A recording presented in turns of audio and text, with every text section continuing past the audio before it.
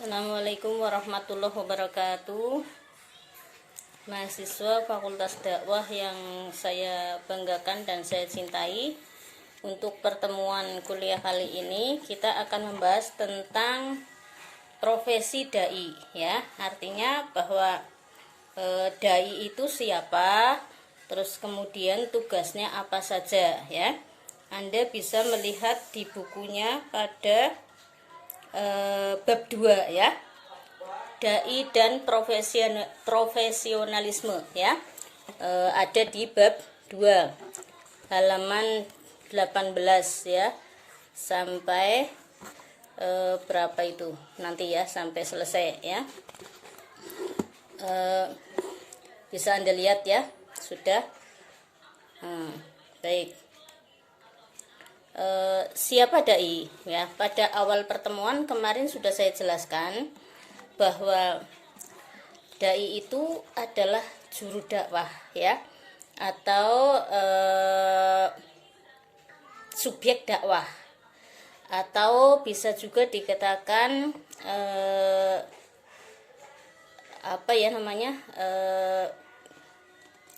narasumber, ya. Tetapi dalam hari ini narasumber yang terkait dengan dakwah Islam, atau bisa juga dikatakan sebagai orator, ya, yang menyampaikan orasi, ya kan, tapi orasinya orasi dakwah, ya, karena orasi nanti ada bermacam-macam, nanti ada di mata kuliah retorika.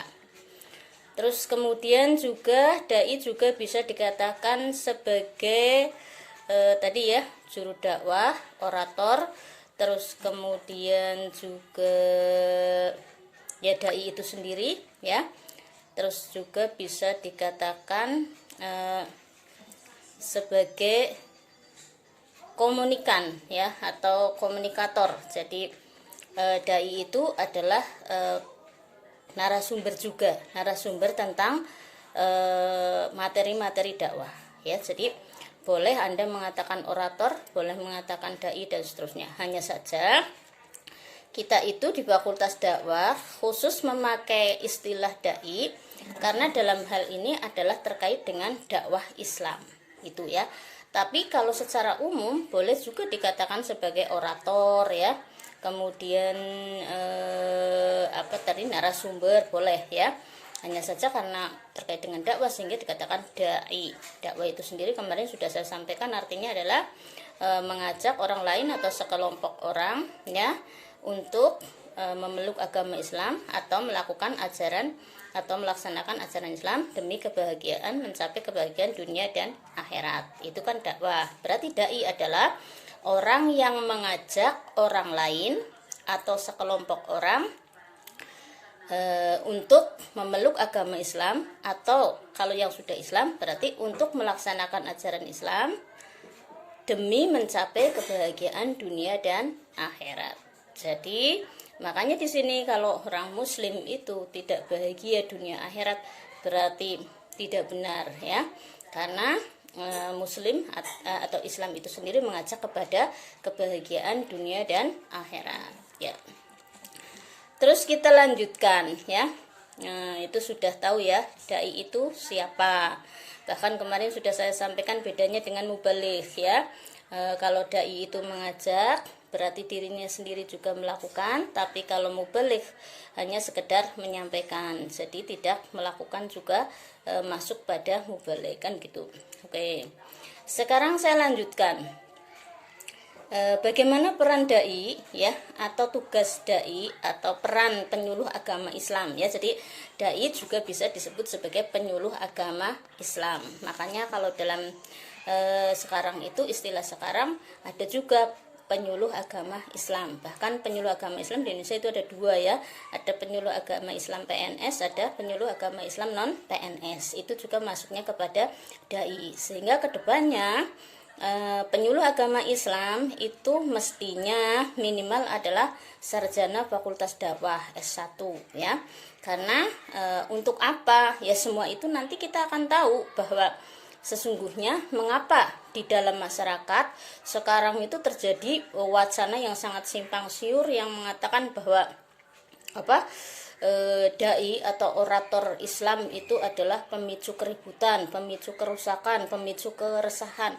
Itu sebenarnya siapa yang seperti itu? Ya karena dai-dai tersebut tidak memiliki kompetensi atau tidak memiliki ilmu-ilmu yang terkait dengan dai ya. Tapi kalau di Fakultas Agama Islam ya, S1 saja itu sudah diberitahu atau diberikan pengetahuan tentang tugas dai, sehingga tidak akan bertentangan dengan pemerintah, bahkan menjadi pendukung dan pembangun masyarakat berbangsa dan bernegara ya. Jadi makanya saya juga termasuk yang tidak setuju itu ya, dan sangat menentang kalau dikatakan bahwa dai itu pemicu kerusakan, bahwa Islam itu tidak sesuai, terus kemudian membuat orang malas dan sebagainya. Itu orang tidak tahu itu ya, karena sesungguhnya Islam itu sendiri dari awal sampai sekarang itu justru kita tahu sekali ya bahwa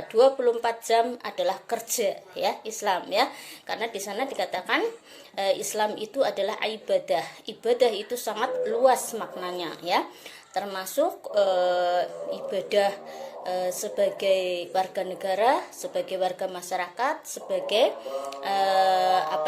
anggota masyarakat, sebagai pengurus organisasi sosial dan sebagainya. Itulah Islam ya. Bahkan kalau kita sudah tahu semua bahwa al ulama warasatul anbiya, sehingga ulama itu yang sadar betul dirinya ulama itu membaktikan dirinya 24 jam memang untuk melayani masyarakat ya. Dan melayani masyarakat ini tidak hanya ngaji, tidak hanya sholat, tetapi di situ ada masyarakat yang punya problem-problem sosial yang bisa diatasi bersama. Itu ulama dan dai pasti berperan di sana ya. Sudah, sambil mendengarkan adzan juga ya kita ya, karena adzannya sekarang gasik ya. Oke, kita teruskan. Sekarang peran dai atau penyuluh agama Islam ya. Itu apa? Yang pertama adalah sebagai pembimbing masyarakat. Nah, ini. Jadi kita semua selaku dai ya, selaku penyuluh agama Islam, tugas utama kita yang pertama adalah membimbing masyarakat. Nah, sudah jelas sekali kan di sini. Jadi tidak ada yang namanya dai itu kemudian perusak ya, sosial, tatanan sosial, kemudian menentang negara, tidak ada, karena tugasnya sendiri adalah membimbing masyarakat. Nah, untuk itu di sini dijelaskan ya bahwa untuk membimbing masyarakat ini adalah membimbing yang seperti apa? Yaitu menuju kemaslahatan atau keamanan ya, kesejahteraan masyarakat ya, lahir maupun batin. Bahkan tidak hanya kesejahteraan di dunia tapi juga di akhirat. Jadi dai yang tahu tugas ini mestinya juga dai tahu bagaimana mengarahkan masyarakat untuk menjadi warga masyarakat yang baik ya. Tentu saja di sana secara ekonomi juga bagus ya, terus kemudian secara sosial juga baik, dalam bernegara juga baik. Itu ya yang sesungguhnya peran dai.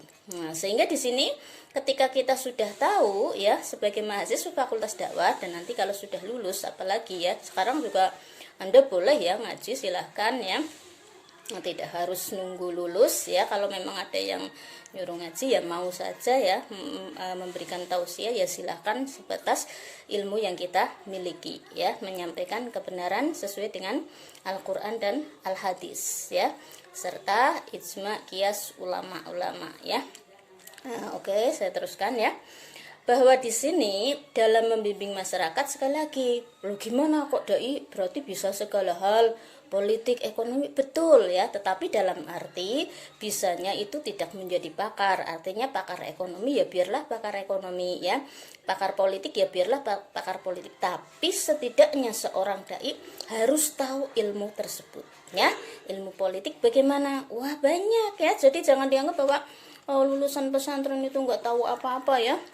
terus kemudian lulusan IAIN itu nggak tahu apa-apa ya, Institut Agama Islam itu bodoh, nggak tahu tentang ilmu umum. Oh, jangan dianggap ya, di dalam Islam itu ajarannya sangat luas ya, ada ilmu politik, ada ilmu ekonomi, ilmu lingkungan hidup. Wah, Masya Allah ya, kalau yang tahu, dan itu ada itu. Dan kalau kita tahu nanti ya sejarah itu, bahkan kita tahu sekali bagaimana zaman Abbasiyah demikian hebat, bagaimana zaman Bani Umayyah demikian hebat. Itu karena sesungguhnya ilmuwan-ilmuwan muslim itu sangat komprehensif dan juga universal dan sangat ilmiah ya. Bahkan buku-bukunya itu sangat banyak di sana ya. Hanya saja ketika ada perang salib di abad pertengahan ya, jadi sekitar tahun 19 sekian ya, tapi saya baru lahir ya 19 sekian, bahkan belum lahir ketika perang itu ya, perang abad pertengahan tersebut ya.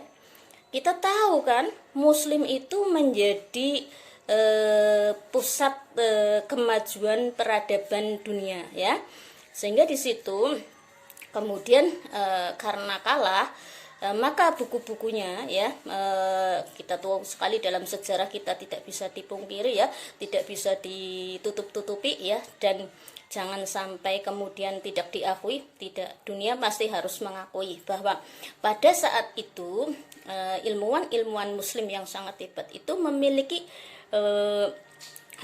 perpustakaan ya, karangan-karangan buku, baik itu ilmu kedokteran, ilmu filsafat, ilmu kenegaraan, ilmu politik ya, ilmu bahasa dan sebagainya, lengkap sekali ya, teknologi segala macam itu.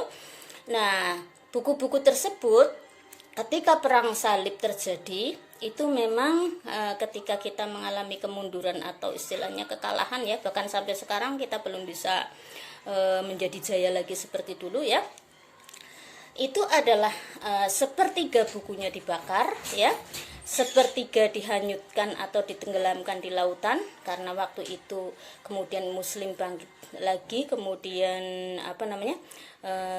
mengejar ya yang di lautan itu, yang masih diangkut mau dibawa ke Eropa, kemudian ditenggelamkan di lautan, itu yang sepertiga. Nah, sepertiganya sudah sampai ke Eropa, yang sampai sekarang dijadikan rujukan ilmuwan-ilmuwan Eropa ya, termasuk di situ penemuan pesawat terbang, kemudian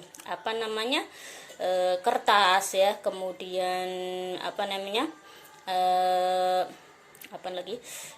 kamera ya yang kita gunakan sekarang seperti ini, HP ya, digital. Itu sebenarnya pengembangan yang dulu ditemukan oleh ilmuwan muslim, yang awalnya hanya kamera biasa atau dari kaca dulu, terus kemudian ada kacamata, kemudian ada lensa mata yang di dalam ini yang buat melihat itu, terus kemudian dikembangkan menjadi kamera lah, sampai sekarang itu dikembangkan menjadi handphone dan sebagainya itu ya. Nah, bahkan di sana dikatakan itu jelas sekali sejarahnya bahwa ketika penemuan kamera awalnya itu dari kamera lensa mata, itu karena apa? Karena ilmuwan muslim tersebut memahami ayat Al-Qur'an yang dikatakan di sana bahwa Al-Qur'an itu mengatakan bahwa apakah kamu tidak berpikir gitu ya, Al-Qur'an banyak sekali, afala tatafakkarun, apakah kamu tidak berpikir, afala takilun, apakah kamu tidak menggunakan akalmu. Itu Islam itu ya, Islam ini selalu berpikir, selalu menggunakan akal dengan sangat bagus ya. Kemudian di situ diterangkan dalam ayat Al-Qur'an bahwa terjadinya bisa melihat, artinya itu manusia itu bisa melihat atau makhluk hidup itu bisa melihat, itu karena adanya cahaya. Nah, dari kata-kata cahaya ini kemudian seorang ilmuwan muslim tersebut heran, loh kenapa cahaya, bukannya mata ini sudah bisa melihat ya gitu. Akhirnya dilakukan penelitian di tempat yang gelap, semua ruang itu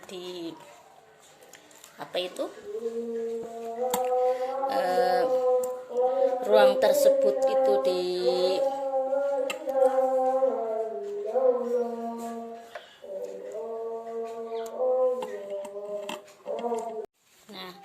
Terus kemudian di sini tadi ya yang saya contohkan misalnya penemuan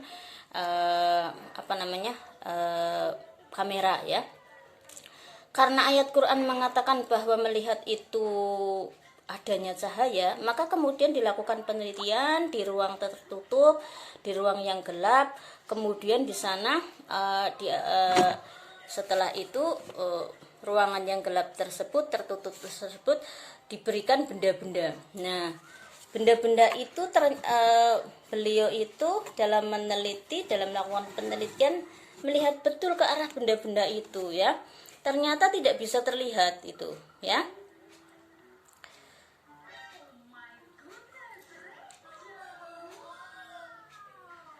Nah, ternyata tidak bisa melihat.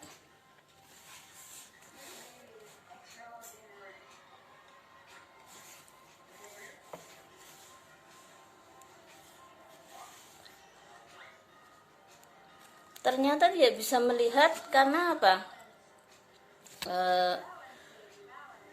Tidak adanya cahaya.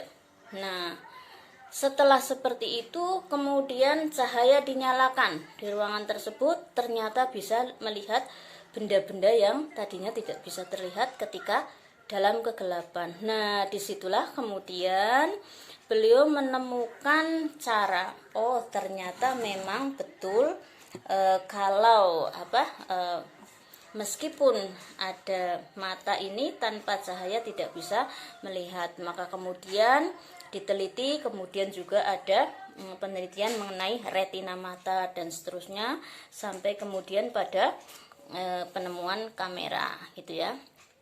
Itu Al-Qur'an. Jadi Al-Qur'an memang sangat ilmiah, universal, sehingga di situ sampai bisa menemukan tentang cahaya.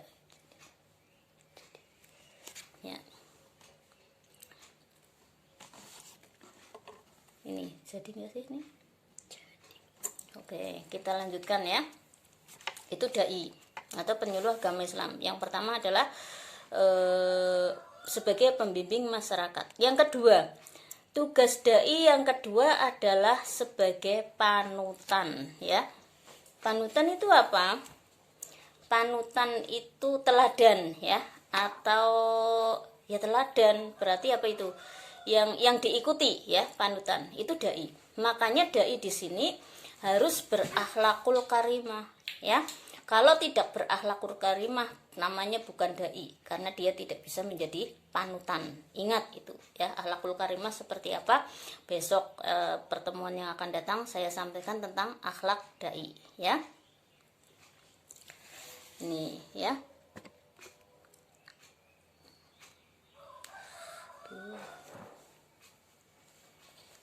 Kok berakhir sih keberapa? Mati-mati boy. Dalam ajaran Islam itu ada fikihnya sendiri. Nah, itu yang akan merusak Islam dari ajarannya. Nah, itu Anda selaku mahasiswa Fakultas Dakwah mestinya mengerti ini dan jeli terhadap ini ya. Jangan sampai kemudian malah kuliah aja males, boro-boro ngerti yang semacam itu ya. Tuh, syaratnya pertama adalah Islam ya, otomatis beragama Islam. Nah, kalau non muslim berdakwah ya tidak bisa ya. Nah, walaupun ilmunya mungkin banyak ya, ilmu tentang ajaran Islam tetap tidak sah ya. Yang kedua adalah iman dan takwa. Nah, otomatis ya, tidak beriman kok berdakwah, yang rusak tok gitu ya. Nanti apa-apa yang disampaikan tidak sesuai dengan ajaran Islam. Yang ketiga, baligh ya. Baligh itu sudah mencapai usia dewasa, dalam arti bisa membedakan antara yang baik dan buruk, antara yang benar dan salah ya itu. Jadi sudah menginjak usia baligh. Yang keempat adalah alim ya. Alim itu artinya mengerti ajaran Islam atau memiliki ilmu yang luas tentang Islam yang sesuai dengan yang sesungguhnya dalam Al-Quran, Al-Hadis ya. Kemudian yang selanjutnya adalah memiliki pengetahuan tentang Al-Quran dan hadis ya. Dakwah kok orang ngerti Al-Qur'an, orang ngerti Al-Hadis, asbun asal bunyi, atau menafsirkan sendiri Al-Qur'an sekarpe dewek, itu tidak bisa ya, karena Al-Qur'an itu ada asbabun nuzulnya, ada sebab-sebabnya turun itu seperti apa, terus kemudian korelasinya itu terhadap hukum apa, terus kegiatan apa, itu seperti itu Al-Qur'an. Jadi tidak seenaknya sendiri, kan sekarang banyak ya penafsir-penafsir Al-Qur'an yang di situ hanya memakai logika sendiri, memakai akal sendiri, sehingga seenaknya ya, tidak mengerti ilmu tafsir ya, tidak mengerti ilmu nahwu, sorof dan seterusnya, balaghah, mantek, sehingga seenaknya. Nah, itu tidak boleh ya, harus mengerti ilmu Al-Quran dan Al-Hadis. Yang selanjutnya adalah memiliki ilmu-ilmu keislaman ya, memiliki ilmu-ilmu tentang keislaman itu ya. Itu beberapa hal yang terkait dengan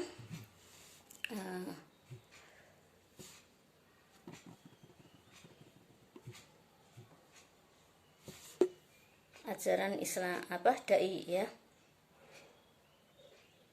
Ya, berarti dai itu harus bisa memiliki fungsi disintegratif. Kalau tadi fungsi yang tadi adalah integratif. Kalau antar sesama umat beragama sama-sama melaksanakan ibadah yang sama. Kalau dengan berbeda agama berarti integratif dalam hal sosial bermasyarakat itu ya. Tetapi kalau fungsi disintegratif itu adalah dai harus bisa memilah-milah mana umat yang boleh bersama dalam arti melakukan ibadah-ibadah yang boleh bersama ya. Misalnya kalau di situ membangun jembatan, lah itu sama kan. Nah, tetapi kalau sudah sampai pada ritual-ritual ibadah harus bisa membedakan. Itu yang dimaksud dengan fungsi disintegratif, membedakan antara umat agama lain dengan agama kita, dibedakan bahwa itu memang bukan wilayah untuk dilakukan secara bersama-sama, begitu ya. Terus kemudian yang selanjutnya, syarat-syarat menjadi dai ini. Syarat-syarat menjadi dai ada syaratnya ya, tidak semua orang boleh menjadi dai dalam arti dai secara khusus ya, atau dai secara sempit. Tapi kalau dai secara luas, semua muslim adalah dai ya, kemarin sudah saya sampaikan, yaitu kalau dalam hal ini yang dimaksudkan harus punya syarat-syarat, harus memenuhi syarat-syarat tertentu, adalah dai yang berperan di masyarakat secara umum ya. Misalnya menjadi orator atau menjadi mubaligh atau menjadi dai yang kemudian banyak diundang di masyarakat, menjadi pembicara di banyak tempat di masyarakat, atau bahkan menjadi pemimpin lembaga dakwah atau menjadi pemimpin pesantren dan sebagainya. Ini maksudnya ada syarat-syarat tertentu. Itu yang pertama otomatis adalah Islam. Artinya tidak mungkin seorang dai non muslim ya. Kalaupun ada, itu ada rekayasa dari agama lain ya. Zaman sekarang jadi Anda itu sebagai mahasiswa juga harus waspada ya. Banyak juga komunitas-komunitas